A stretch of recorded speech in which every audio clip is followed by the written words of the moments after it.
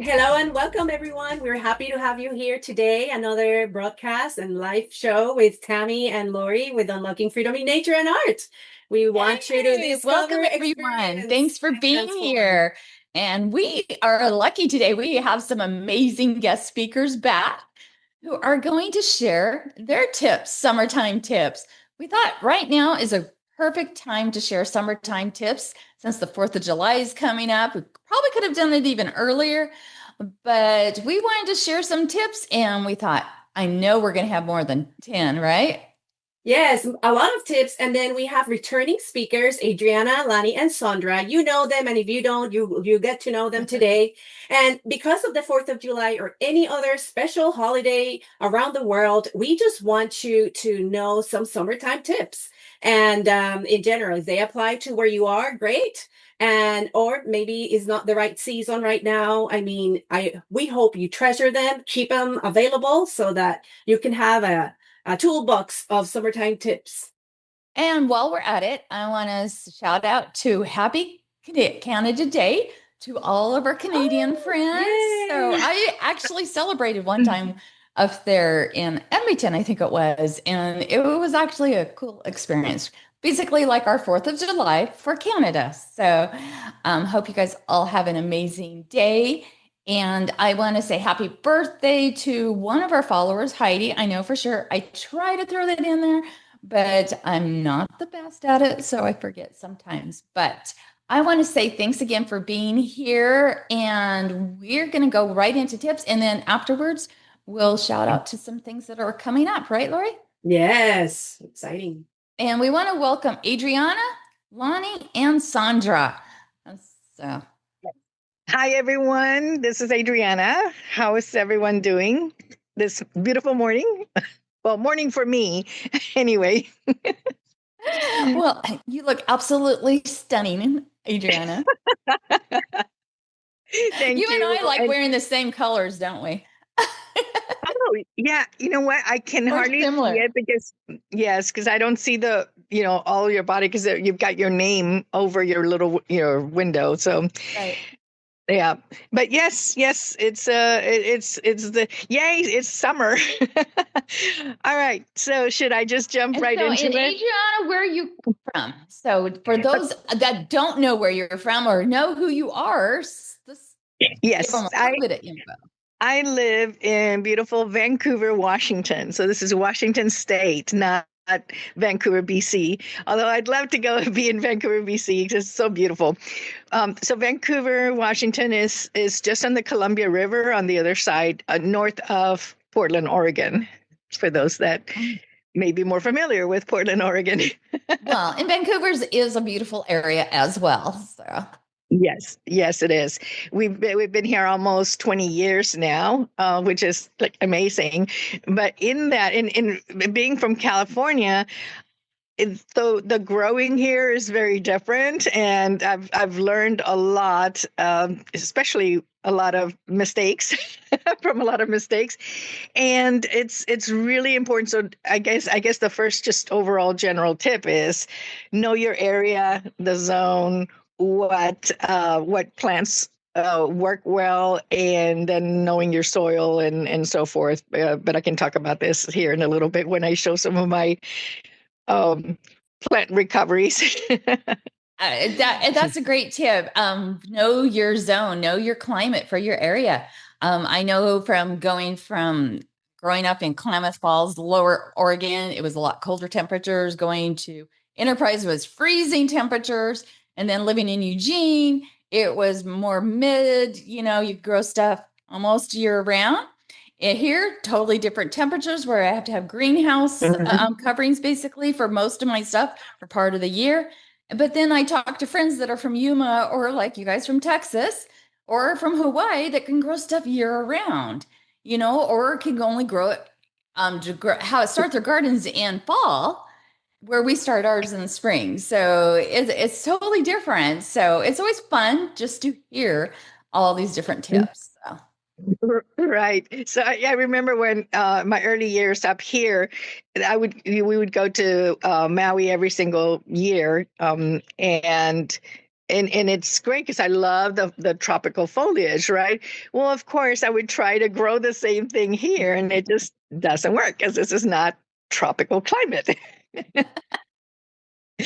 So things like plumeria, things like that, no go. Yes. Yes. So anyway, let's see, what should I start with first? So I learned several things this year from just from mistakes that I made last year.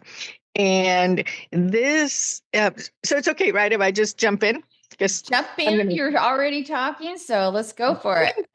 All right. So I'm coming over to the garden. I'm going to show just this one area over here. Let's see. Let me. All right. So you see this big hydrangea here? Mhm. So Beautiful. this, thank you. So this hydrangea last year didn't bloom at all.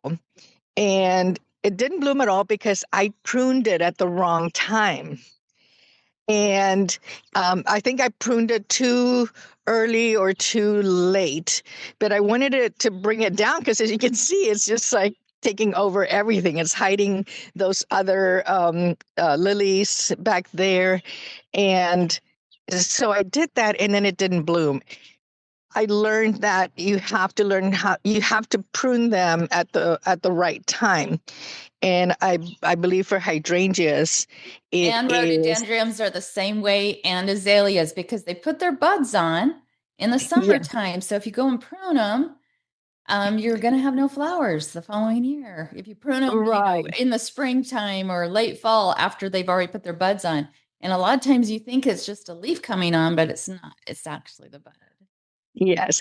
And this is the baby of which I propagated from another azalea. And this was really, really interesting and weird. It's another mistake that I'm kind of recovering from. So I'm coming over to this other part. All right. The one you're seeing here is another baby. In other words, another one that I just propagated from this mother azalea, this one right here. And Azalea or a hydrangea? I'm sorry. No, Yeah. it's hydrangea. I said it wrong. You're Okay. absolutely right. I was going to say the So, leaves don't look the same as an azalea. no. This is hydrangea. So I took pieces from this and made those other two. I I Awesome. I also created this one right here. So this was also from a baby. So they propagate pretty well. But then there's also a lot of pruning errors.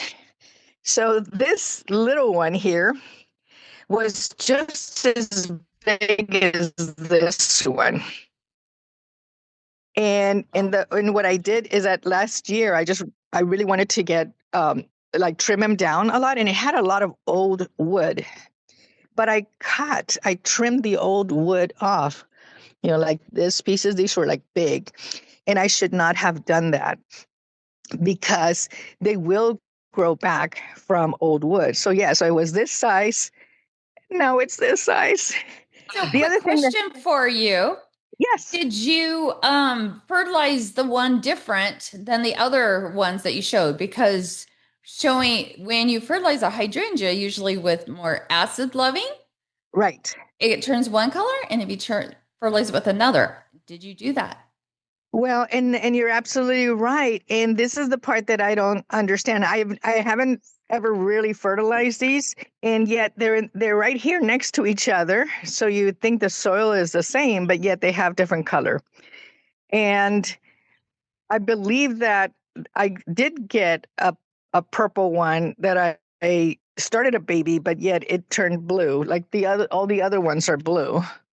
Like that one, that baby, and the one way back there in the corner that I showed first is a baby that I propagated. So yeah, it is strange. It is based on the soil, but why would the soil be so different right Right. here in the same area? I have no idea unless you had a flower plant that loved fertilizer that you had there before. I have no idea. So, but I do know, like Adriana said, and I'm sure like in Eugene, Springfield area, the Willamette Valley, we got lots of rain, and our hydrangeas and rhododendrons would just like grow like crazy. So you'd have to trim them completely back at the end of their blooming season, just because they get so big. Where here, Mhm. it takes a couple years, or it is really hard to grow a hydrangea here. Yes, and they really grow like mad. I also have another one in the front yard that, that is also, a child of these other ones, and it's just amazing. So hydrangeas are definitely are are very healthy here in this area. But then they cause us other problems because they get so big. So like for example, I'm switching so you can see. For example, this one here is totally smothering the hosta. The hosta goes back quite a while. Yeah. And it's completely smothering it. And then the hosta is smothering this Jack Frost right here. So I need to trim this back. I need to split that hosta. That's a blue hosta. I need to split that as well, because otherwise they crowd each other too much, and it's not healthy. But here's something that I want to show you, or share with everyone. Actually, I'm doing for the first time. I'm trying what's called air propagation. Have you heard of that? Yes, I have. Okay, well, good. Well, you probably would. That's a silly question that I ask you. So yeah, so I have this azalea, which is a lemon azalea that's yellow flowers, Oh, and I'm trying it, but it's not quite doing it yet. It's been there for about a month. I'm not sure if I have to water it more or not water it as much. I'm not sure. Do you have any thoughts? I have never done the air propagation, so I do not Uh-huh. know. Does anybody else, Sandra? I have no idea. I'm interested in knowing how to do it, but I have no idea. Yeah. So I'm trying it on this other azalea as well. And this is like this one, of course, because I wanted to prune it back, but it got really tall. So this azalea, so I'm bringing it close. Um, it's also not yet showing a lot of roots. I Um, would think that you might have to maybe water the plant. You would think that it would get the water from the tree. I don't know. It was one of those nursery questions, or I have no idea. yeah. So this one is a beautiful tangerine color. So I have the tangerine and I have two lemon yellows, like this one and the other one over here. And it's just yeah, I'm I'm trying different things. So that's why I'm sharing. And do you entertain a lot, Adriana? Yes. Yes, I'd love to. We have barbecues and parties, and so I love that. This is and we also, yeah, so we have lights for the evening. We have a fire table, right there for when it's just like a few of us, a bigger dining table, and we have ping pong over there. So yeah, we like to have a lot of fun. It's the Tiny party place, house. Yeah, it's the party Mhm. home. I love it. Adriana, so what are some summertime tips for entertaining in the backyard? Like I know I've seen the little containers or plates that has like the net little top for bugs not to get into the food. Or is there Mm. anything, or citronella candles, anything that you have become a master at when you are entertaining and people go like, wow, that's a great idea, Adriana. Yes, well, I do have very carefully placed a, oh, come on, there, a bug zapper. There we go. Right here. So I have that. We also have some tabletop ones that are smaller, that are battery, operated. So it's just the blue light. And it does well, especially because it's not just the mosquitoes. Then there is also, of course, meat wasps, and we do, a lot of steaks and things like that, and they are attracted.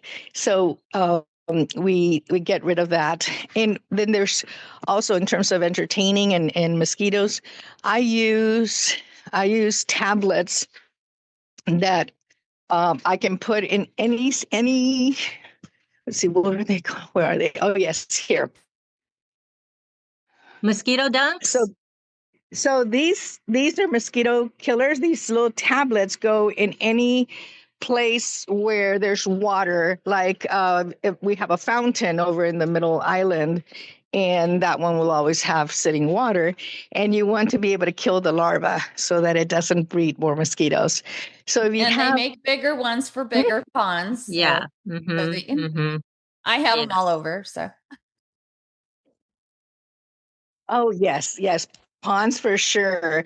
And so I have that. Then I also have the little donuts, that I don't have one in front of me, but I'll put the little resting donut. And the good thing about the donuts and this one is that it doesn't harm birds, because I made that mistake one time. Well, I made the mistake of putting bleach Oh. in the water of my little fountain, because it had grown algae, and especially because the fountain is not really running anymore, so it just sits here. I'm going to show you.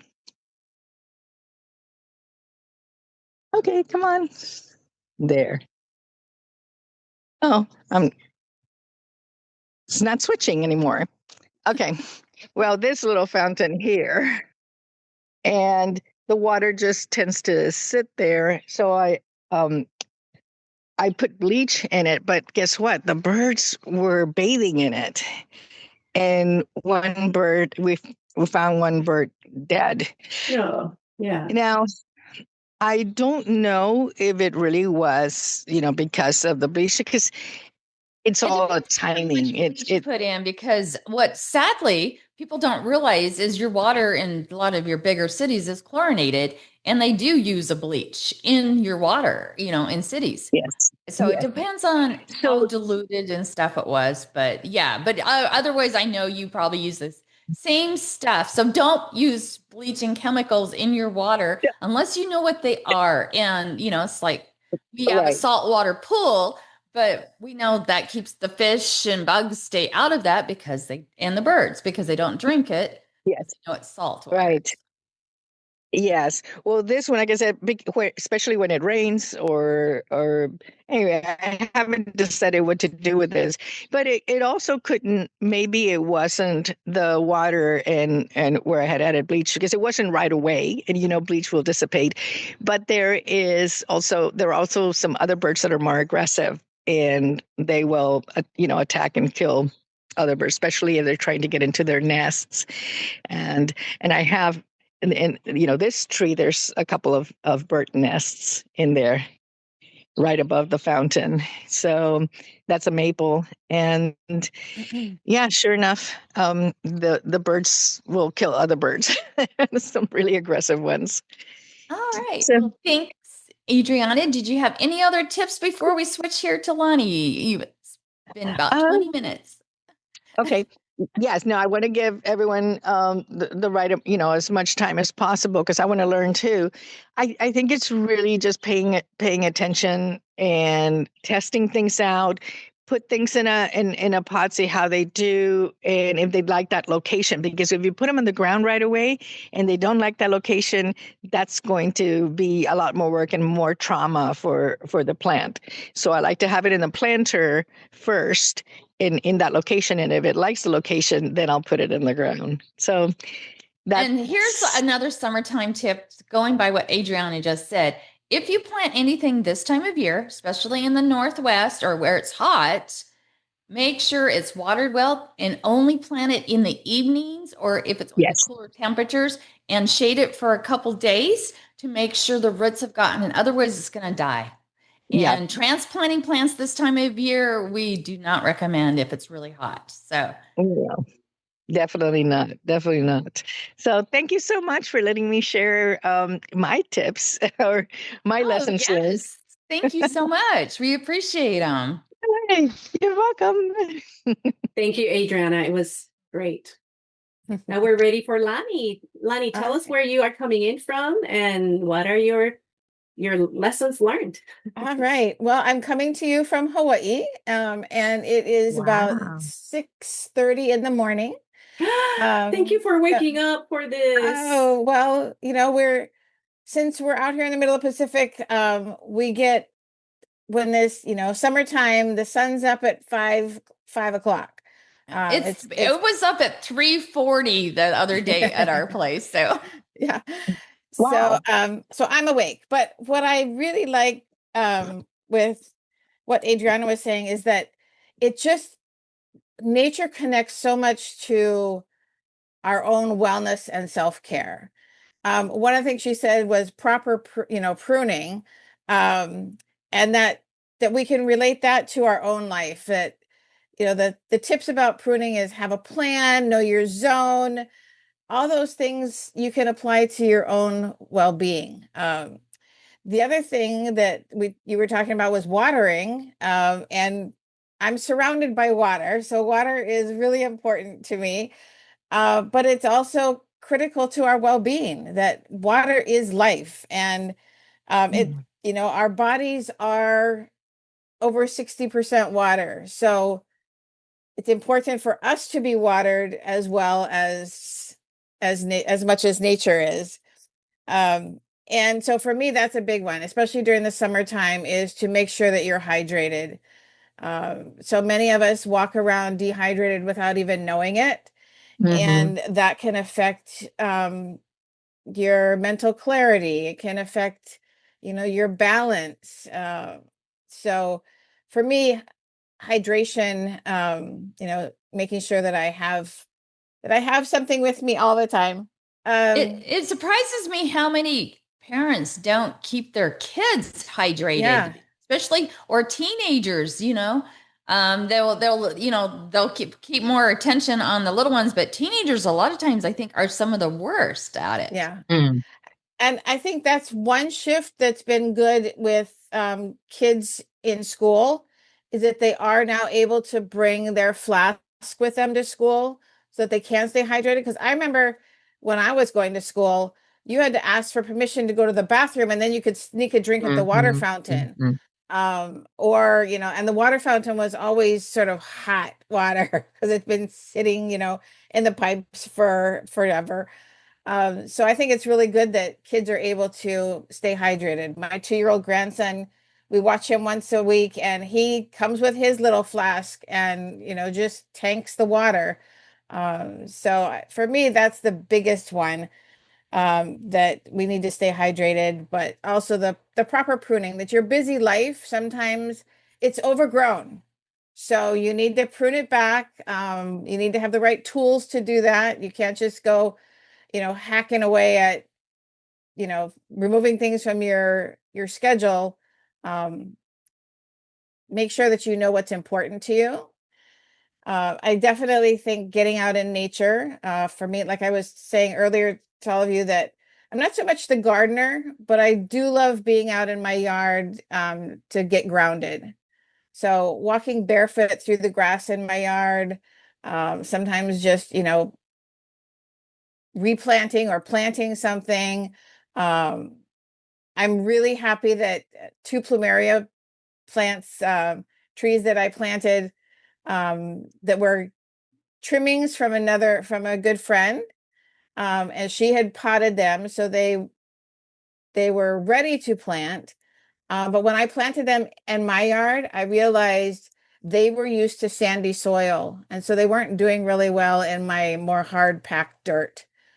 So I asked my daughter to bring me a bucket of sand from their area and replanted them with mixing in the sandy soil, and they just took off. So it was wonderful. It was a gift to see my first plumeria bloom on that plant. Um, and Lani, do you know what components or I don't know, it's a silly question, but sand versus soil, like what's difference or what is the benefit? I don't know exactly, but I know It's because it aerates a little bit more, Yeah. the sand. You'll see like there's different like watermelon, like sand mixed into the soil. There's different ones. I do mix sand into all of my soil. So yeah. Thank you, Uh, Tam. yeah. And there's a place here on Oahu, if you're ever here, you must go. It's called Little Plumeria Farms. It's a family whose last name is Little. You can look them up online. I've heard of it. They have over 100 varieties of all plumeria that they have propagated, varieties that they have propagated. It started with a couple of cuttings from a tree that the dad decided to start growing, and then got interested in how they grow and where they grow and so they purchased some property up on the north shore of Oahu, and it's a beautiful area up on the top of the hillside. You're surrounded by plumeria trees, and they don't all bloom all year round, but certainly in the spring and summer. I had to look it up. I needed to see, and this is what I found. And I'm super curious. I am very visual, so I'm like, what Yeah. is that? What is she talking They're about? beautiful. Oh, Isn't that- they are. They're so beautiful. Yeah. And they have some that, some that smell like bubble gum and some that smell like peaches. And Well, my favorite is just the plain yellow, the traditional yellow plumeria, which has such a distinct smell as well. But so the dad that started it, James Little, his son Clark Little then has taken over sort of building the business. And Clark is also a beautiful surf photographer. So if you ever want to look up Clark Little photography, he gets some ocean shots. For me, my favorite ones are always of the turtles. But just he had one the other day that was a wave splashing, and the splash on top of the wave looks like a duck. Wow. It's just incredible. The ones that he gets. He's also gotten some beautiful shots of lava flows, which mhm. that's another thing that's happening here in Hawaii right now. We have a very active volcano on the Big Island. Yes, I've been there. One of my adopted niece she used to work for the Forest Service, but Oh, she's just being a mom right now, and her husband works over there. But so she goes and takes videos, and I did share it once on there. I'll have to share it again, but she shares the volcano all the time. yeah. And so right now it's really the fountains are getting over 1,000 feet in the other Wow. fountains of lava. And to me, And that's what's just interesting about that, Ash, I'm going to throw this in there. yeah. So my one friend lives over in the Hilo area. I won't say exactly where, but on her place, because she has acreage in the gardens, she could just like throw marigolds or cut flowers down and they would start growing. Yeah. I'm like, you're kidding, She's like, no, she goes, isn't this incredible? I just threw these flowers and all of a sudden they just come up. And you would think because it's so just, it's so hard in the rock that nothing would really want to grow. But it's amazing because they do get a lot of rain there on that side, in their area. And, but it's just amazing everything that does grow there. It's so gorgeous. Yeah. I love the Big Island too for many reasons. I was at a orchid festival that they have over there several years ago, and it was shortly after another big lava flow had wiped out a whole area of the southern part of the Big Island. And there was this gentleman there who was selling jewelry made out of petals of orchids that he had found a process that keeps it from not being hard. So it's very pliable. So it still feels like a flower petal, but it's preserved. And I just thought that was fascinating. And so I was asking him about it, and he said that the earrings that he had there at this show were the last of his orchid crop because it had been wiped out by the volcano. But he was not giving, he was in his 80s and he was not giving up on his business. he was propagating a new variety of orchids that would be more, would grow better in pots, so they would be more transportable if something should happen again. And I just thought, what a sign of resilience, and fortitude to, even after you've been wiped out by a lava flow, to continue to nurture nature. What a great tip, to keep going, to Yeah. keep trying, even, and I know a lot of times it's the air quality. People don't realize that air quality does affect, and it was affecting over on that side, the orchid farmers, and it was affecting the coffee growers. Yeah. So Yeah. the VOG, right? Is what Yes. it's called. So the volcanic gases, and depending on the size of the eruption, sometimes the ash is in the air quality as well. But a lot of times it's just the gases that mix with, the atmosphere. And so the big island of Hawaii is south of Oahu, where I live. So it depends on the winds. And if the winds start coming up from the south, we will get that VOG, which we are getting right now. So everybody's kind of allergies or sore throats, or, sinuses are irritated. I can tell when it's coming up because my throat gets kind of scratchy. So, yeah. But yeah, I just think I'm very privileged and fortunate to live in a place where nature is so prevalent to, who we are, what we do, how we live, that it's a gift. What you wear, look at your sweet, cute shirt. I love it. Thank you so much, Lani. Thank you. Thank you, Lonnie. Oh, Yeah. that's so beautiful. I Can I say this real quick? I'm sorry. Sure. Go. It's just this goes to one thing that Lonnie said, that it's like, the resilience and so forth. I saw this one image of, like, ashes from something that had gotten burned, and within the cracks of concrete there was a little flower growing, and the caption is so beautiful. It said, "Life always finds a way." Yeah. Yeah. Well, And it's so true, and it's like I was talking to a lady at the nursery the other day, and we were laughing because I lost a cherry tree last year, right? And a plum tree a pear tree that I'd had for 30 years, and because of some virus, and she lost a cherry tree. But what we were laughing is when you go on this hike down to the lake where nobody can get to is a huge, beautiful cherry tree, or the trees that just grow on the rocks. You're like, how, we tried taking care of them and doing all of this tender loving care, and then but then yet nature protects these trees, and they just grow, like you said, out of nowhere. Adriana, I love that new, what is it? Life always finds a way. Finds a way. life always finds a way. The way I've seen it, the caption says grow where you're planted, is what I've seen, which is super cute because Tammy, that example is like, hey, the seed fell there and then it grew as a robust, wonderful, healthy tree. So Lani, yes, go ahead. Just another sign of resilience coming out of the ashes is in Lahaina, that 2 years ago had the big major fire that wiped out Lahaina. They have this wonderful old banyan tree in the center of town. Yes, I know it well. It is coming back to life. It's so you can go to Lahaina restoration or historic restoration on Facebook. They have pictures of the development all the time, and they just installed some new benches.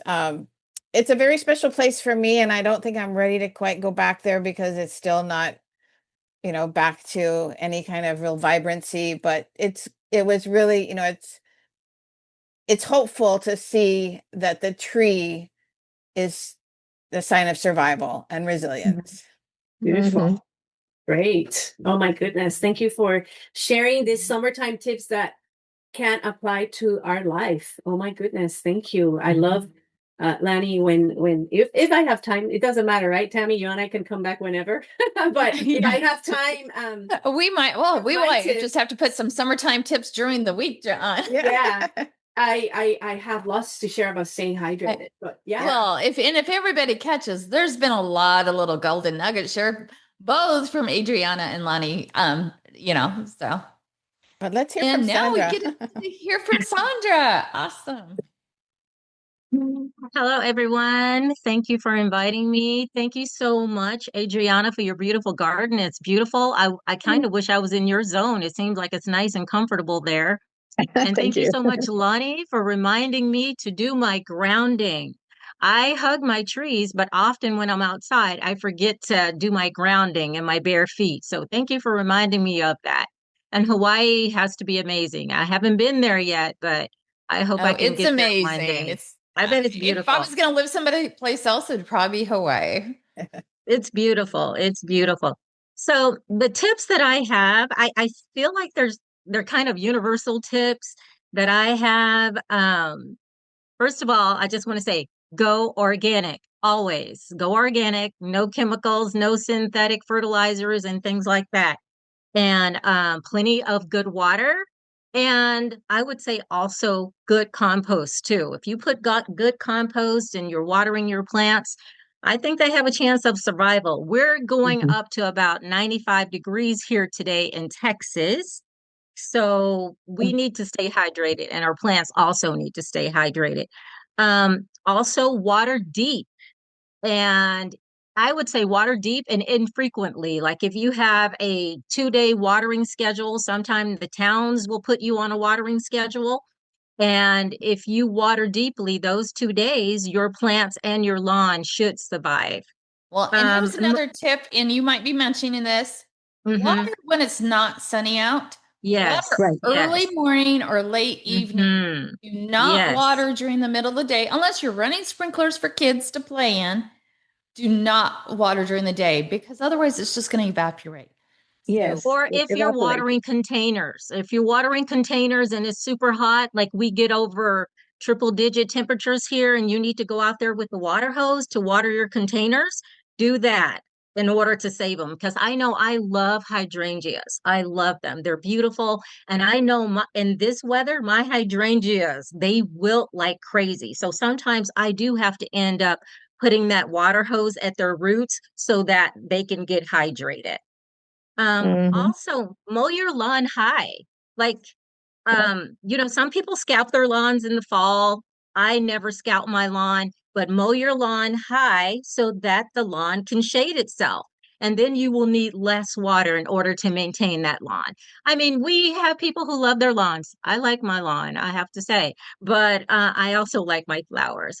Um, I did say only, like Tammy said earlier, fertilize when it's not hot. I haven't even fertilized this year, so I kind of missed my spring window, but I'm not going to fertilize now because it is so crazy hot here. I'll just wait until the fall to fertilize. And also, I always use an organic fertilizer that's not going to burn anything. now is that for Um, your lawn or your flowers?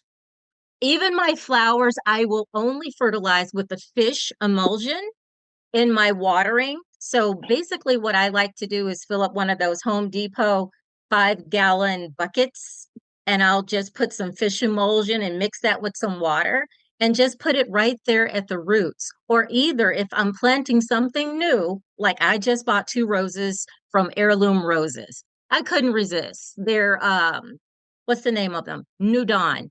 And I just soaked them overnight and some fish emulsion just so that they would be able to recover from the post office and being shipped out.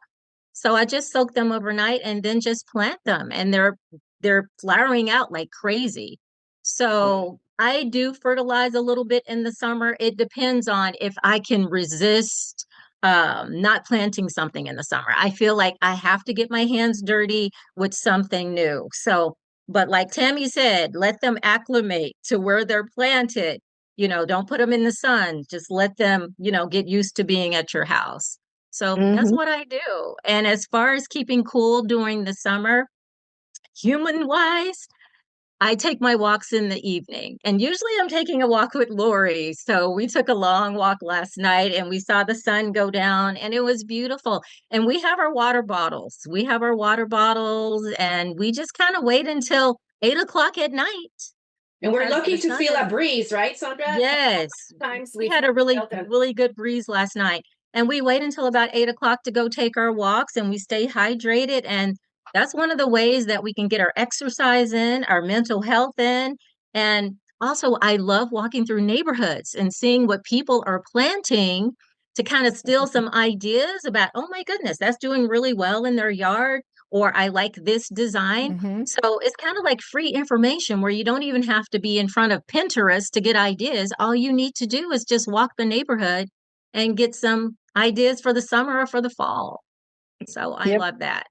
Awesome. Yeah, I do that too. Exactly. Like look to see what's working well, and I look Yes. at it from different perspectives. The sun and the the area, and Mhm. Yes. whether it's got some shade or not. So, Exactly. I don't walk Exactly. through Yep. my neighborhood. very very smart. I go on well. I'm kind of out there, right, Lori? Hey, she's in taking Yes. ideas from nature. Like, So, but really. here's a tip. So I have a lot of hanging baskets, the huge Mhm. 18-inch hanging baskets. You, for those that don't know this, you need to water almost daily with them, especially when it's Yes. hot. And Yes. what I did is I came up with a pattern. Like some of my plants, I count for 20 seconds, some 30 seconds, because you don't want the water just dripping down. That's Yeah. way too much. But yet you don't want to just top surface. You want to make sure they're good and wet. And you Mhm. have to fertilize every few weeks in the Mhm. summertime. If you want lots of blooms, a fertilizer is your friend. And of course there's so many different kinds of organic Yeah. fertilizers and stuff. And when you're planting using compost, Epsom salts, there's so many different things Mhm. out there. So it's figuring out what the plants are, what they want, your soil, your conditions and everything else. For Mhm. entertaining, though, and you guys share so many great tips, though, about hydration, hiking when it's cooler, planning all of Mhm. that. It's like I go hiking usually earlier morning, unless I Mhm. want those sunset pictures, then I go in the evening. Mhm. Entertaining. Make sure when you entertain that you do stuff for your guests. Make sure you always have enough food, right? Oh Or yes. enough drinks. It's amazing how many times, even if somebody says they're going to bring something, doesn't mean they always remember it. So always have a backup plan and make sure when you are entertaining that you keep those salads and dressings cooled, or the food that needs to be hot. So there's never any food poisoning, right? Also, The last thing Tammy, you want is somebody getting sick, right? Yeah, yes. that would be a good thing. Yeah. One thing we didn't touch on was those little critters that like to eat on us when we're outside entertaining our friends. So what I've come up with is I know we have the off brand, but sometimes I'm feeling kind of weird about Okay. putting all those chemicals on my body. So what we can do is we can make our own little spritzers, such as peppermint oil, lavender oil, even a little Mhm. bit of cayenne with the capsaicin in it. We can spritz that all Mhm. over our body and we're less attractive to the critters that want to bite us when we're outside entertaining. So I heard a new one the other day. It's using cloves and vanilla because I guess it doesn't attract the bees. Because you have to be careful of. I don't wear any scents except coconut usually because I don't want to attract bees either from or mosquito. But to keep those mosquitoes and black flies, they were using that with like coconut oil or their regular a lotion. Mixing that in for spraying for hiking and stuff. So here is a tip though that a lot of people don't know about when it comes to mosquito repellent. Do not use the spray on if you're going to be planning on near a fire. We had a friend, it's been about 10 years Oh. ago, went and sprayed on mosquito repellent because they were out, and I'm guessing it was down in New Mexico or someplace, but Anyway, they sprayed it on, went out and went on their, what do you call it? You're on the water riding. Gosh. Rafting. Jet They were on the ski? jet skis. And so he Jet went on the ski. jet ski and he came back. The only place he hadn't put this repellent on was on his face. They lit the fire and all of a sudden the flames hit him and caught him on fire. Oh my word. So I guess it happens. So be careful of that because some of those mosquito repellents can be flammable. So we have a tendency, we use a stuff called jungle juice where you just put a couple drops on your feet or your clothing, not on your skin directly. So, and the other tip for mosquito stuff is put a fan up. In other countries, I know they put fans up, and that wind, that breeze will keep bees. Mhm. And we have some of those little tabletop propeller things Yes. that keep the bugs away, and also the little nets over the food. One Yes. tip I saw was you don't have to get really fancy. You can just take a foil square pan, and fill it with about 1 inch of water, freeze that, and then you can put another pan on top of that to put your salad dressings or whatever in. So it I keeps love that. Mhm. cold. So practical. Yeah. And if Yeah. you don't want to do that, if you want to spend the money, Pampered Chef sells them because I've bought them before, or you can buy them at different stores where it's the thin ice trays. Yeah. Or you get those in. But I love that idea, Lonnie. That is perfect. Yes, I always put ice underneath all my stuff. So Mhm. But that Yes. one, I've seen, sometimes people use ice cubes and those tend to melt really quick. And so Mhm. when you have that solid block of ice underneath, it doesn't melt as fast. So it keeps it colder longer. Yeah, I like that. I like that tip. Hey, so that I don't forget, Tammy, I have something for you for your hanging baskets and to make it more efficient watering. It's these mats. They're soil moist mats, and you put it at the bottom so they'll retain some of the water and moisture so you don't have to be watering as much. We actually have the moisture stuff in the soil. Or Oh, my nursery, my friend puts the plants together. It's moisture control, but still, when it's 90 to 100 degrees out. And the other tip for hanging baskets is just because it rains does not mean your baskets get watered. On my front porch, they get water, but my back porch, they're covered too much. So I have to go in individually water them. Thank you Yeah. for sharing that, Adriana. But thank you. Yes, because if you don't have that and you have like some of the baskets that you get from Costco or some nursery, Walmart, Fred Meyer, some of those, they don't put the moisture control stuff in. So No. very great tip. Yeah. So I think one thing I'm hearing is that as much as you water your plants and when you water your plants is when you should water yourself. Yes. Lanny is Well, worried it's about kind of us. relaxing, when you're going out there and your hand watering some of those. Well, and what's fun about it is I always have hummingbirds buzzing over my head, or around me when I'm watering. So it's great. But some of your moisture control things to go back to being organic is like peat moss in your soils. So just throwing that out there. Oh, yes. I use a lot of peat moss. I mix my own soil and I add peat moss to the soil so that it also breaks, it makes space for drainage. So I'll But it add also holds that moisture in. soil, peat moss to hold the moisture, and then I also add perlite for the draining. Awesome. But Also, another tip I have is that I make my own compost here. And what I will do with my container gardens or my container pots, I will add some of that compost into the regular soil, the potting soil, Yeah. and that compost also helps to keep the moisture in that container Yeah. Oh, it does. while feeding it as well. yes. So if you're curious as to some plants, want to be watered more, some want to be watered less. So how do you know? With this Yeah. little trusty moisture meter. That's Adriana is ready. You're in if you need to. So, yeah. but Well, yeah, you know that's how they much easier. say They say if the top 2 inches, like you put your fingers, if the top 2 inches are dry, you should water.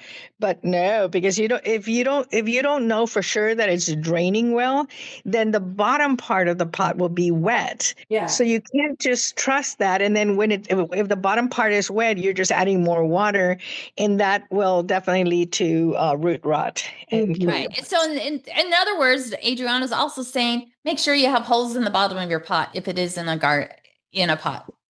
Yes, and that the soil is not so dense that it keeps it all sogged up. Adriana, can you show that little instrument again? Sure. It's a moisture meter, and it's not expensive at all. It's like less than $10.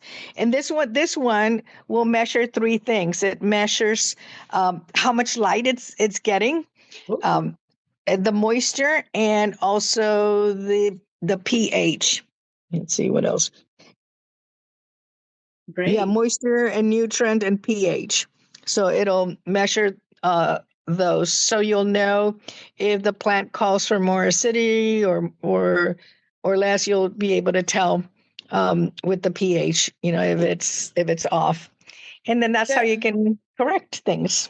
So I think they can also relate that to our own self-care. And one of my tips that I have on one of my programs is let it flow. That as humans, we need to have some of that drainage too. We need to have an outlet. We need to be able to release our emotions in healthy ways. So make sure that you are allowing for that process to happen in your daily life. So let it flow. Should I test myself? Oh, hey, Lori, do you have any travel tips that you'd like to share? Well, I was gonna say time goes by so fast when you're having. I know. We want to continue, but if you're gonna allow me, of course. Along with Lonnie and everybody talking so much about water, check in your area in your own airport with TSA. But TSA is pretty universal here in the United States. Is that correct? TSA. They say that if you freeze your water bottle, it can go through TSA security. It's allowed. So if you freeze it before you travel, then you're going to have water melting during your trip so you can stay hydrated for real. I appreciate the kind gestures of some airlines, but you know what? That's not enough healthy drinks for me or water for me. So I usually have an additional way to have my water. So another thing is, let's see, these bladders, if you are taking your handy dandy amazing bottle, great. But this one here that I'm pointing to, it's a very good one. I've taken it in my cruises and some hikes, and also in the airplane or my things to go through TSA. I have it empty, and then I fill it up, and then when I drink it, it can roll up, very tiny and compact. And Nice. I can, it's not a big bottle, with me. Those have a place, of course. But that's just a summer tip there, freezing your water, and then taking something, also that is going to collapse. And then I also like to take, whether that was for my cruise or for an Airbnb and things like that, I like to take a collapsible little bin. Bin that will, here in Puerto Rico, I took a lot of the bug repellents or sunscreen lotions and things, like was kind of like a medicine cabinet for everybody. And then I had this collapsible bin that I was able to just set on a table with all those products for everybody to use. And that was pretty handy also. And also in the cruise or in an Airbnb, maybe to put all my bathing suits, or, I don't like to use the hotels or Airbnbs at drawers. So that's how I use either a packing cube or that collapsible bin. Flying dehydrates. I'm here with Lani about and Sandra and Tammy about hydrating, and Adriana. We have heard this constant message, whether that's for our beautiful plants in nature and ourselves. So we need to hydrate ourselves before jumping in an airplane. It, Or that's Yes. before very, going very on a important. long trip, just because if there's a wreck on the freeway or something, you could be stuck there for 2 or 3 hours. So always plan ahead, right? Yes, Yeah. always plan ahead and then hydrate. If you don't eat food, it's okay. You're gonna feel kind of a weak or whatever, but if you hydrate, you are going to be okay, most likely. Okay, Mhm. so and that's like more for air flying and things like that. Also important for both like a cruise or flying to Puerto Rico and things like that. Um, some things are uber expensive. So try to have that little vanity or little emergency kit. Like little packets of wipes, whether that is the disinfectant wipes or wet wipes for general purposes. Sometimes you go to the restroom and they're nasty. So if you have that little packet already with you, maybe you're gonna save money because in a different destination, in a convenience store, etc., or the airport store, that is going to be extremely expensive. So have a little just in case kit that includes the hand wipes, band-aids, Advil, charger cable, sunscreen, bug spray tissues, a mini flashlight. Even we rely so much on the cell phone flashlight, but just a mini additional one is very helpful, and that reusable water bottle. I keep going back and forth, but for road trips, sometimes I even packed, especially with little and young children that make messes, I packed a roll of paper towel, and inside the tube, I would put grocery bags. I would put grocery bags so we can have little Yeah. trash What's bags funny ready. is you just mentioned putting that. So one little tip for when you want to light fires for campfires and stuff is take your toilet paper rolls, fill them with your lint from the It's dryer, genius. and those are great fire starters. Yes, Mm. yes. See, and then you can even cut them in different sizes to not use all of them at once. So I like to sometimes also, airlines have great movies or free services for us to watch movies, but for entertainment, just preload those audiobooks or podcast episodes or a movie you want to watch. Also, dryer sheets. I'm not a super fan of dryer sheets, but sometimes for these circumstances, they come in handy to just keep things smelling nice, whether that is your suitcase or your shoes or your car. Sometimes you don't know your rental car is going to smell interesting and funky. So a dryer sheet or a little essential oil will help. One thing that I love, and this might be my last one, but whether believe it or not, I like to use baking soda. Baking soda, again, to sprinkle in the shoes. If you don't like dry sheets, you sprinkle some baking soda in your palm of your hand or in a little container with some drops of your favorite essential oil. And that's like an air freshener because you sprinkle it somewhere and it's just refreshes. It's non-toxic.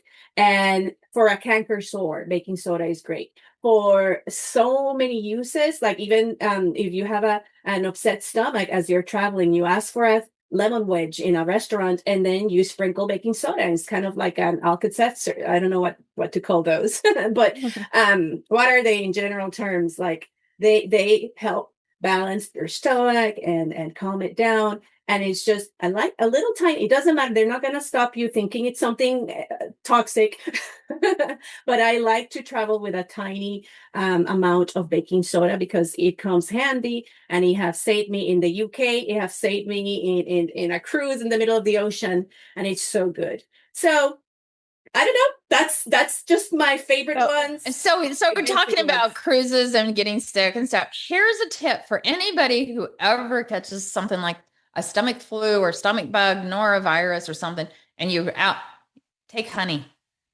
It was my mother-in-law who told me about it years ago. Doctor recommended it because they were on a cruise. Everybody came down with the norovirus. Said to suck on honey when you're nauseated, and it will take that away. It's healing. That where was that tip when David, my husband, was throwing up on the way to the kitchen side, the ferry? But it's one of those things you a lot of times forget about. But no, honey.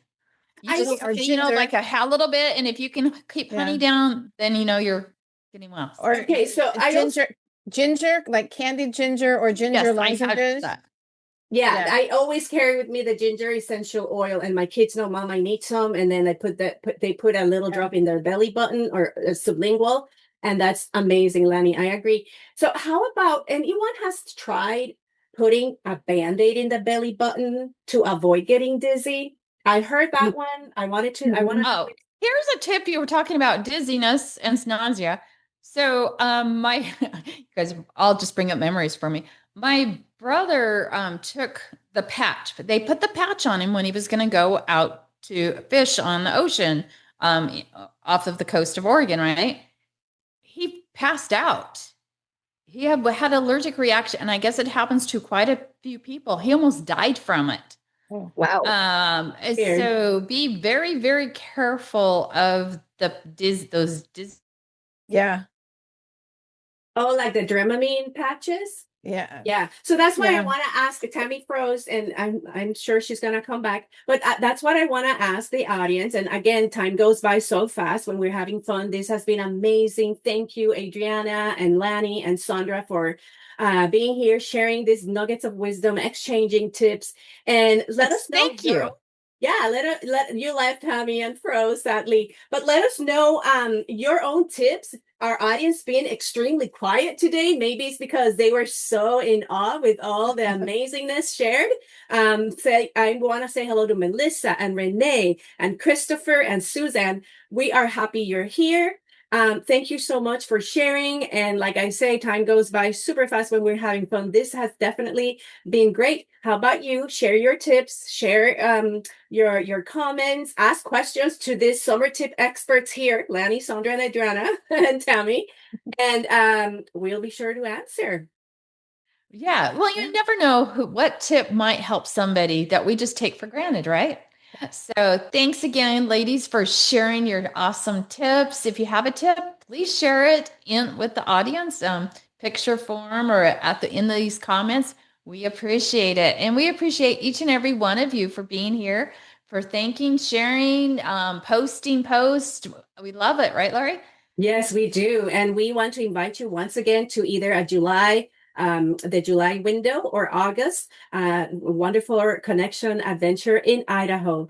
Tammy and I had a blast last time, and it was wonderful, beautiful, eye-opening, a great opportunity for you to discover, experience, and transform. And we look forward for you to be there. We have posted it in several places in this page, so find it easy to find. We can even post it down here in the comments. We look forward to seeing you there. And we hope each and every one of you have a wonderful and safe 4th of July weekend. Okay. Well, thank you so much for having us. Thank you so much. Thank you so much for having us. Thank Bye, you. Bye-bye. Aloha. Aloha.